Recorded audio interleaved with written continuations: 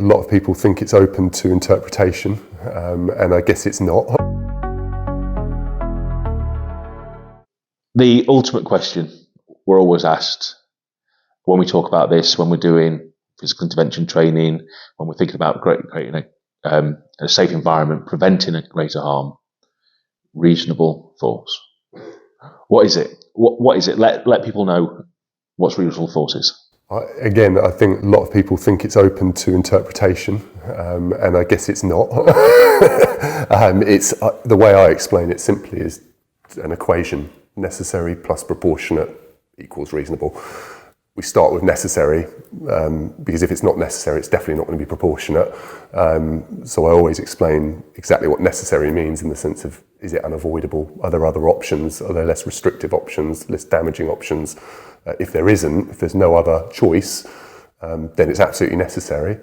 And then proportionate is, I guess, the level of force that they use, and again, versus the level of risk they're trying to prevent, and what the outcome might be if they do nothing, and then what the outcome might be if they decide to do X, Y, or Z, depending on what that decision is. That's my layman's terms sort of description of it. What would you add to that? I would probably say, do you believe, and the words that we always use is honestly believe, do you honestly believe that every other avenue either has failed or is highly likely to fail?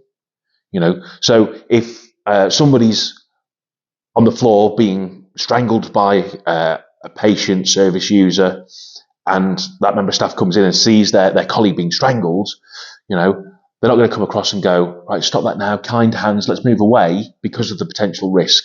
So actually, that won't work. So is that highly likely to fail? Yes, because of the risk posed to them being strangled. So is it necessary? I would say, yes, it was necessary to do something other than just communicate.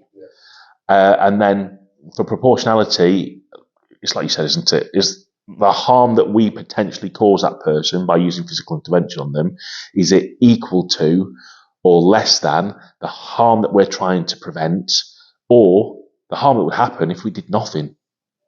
That's always a consideration.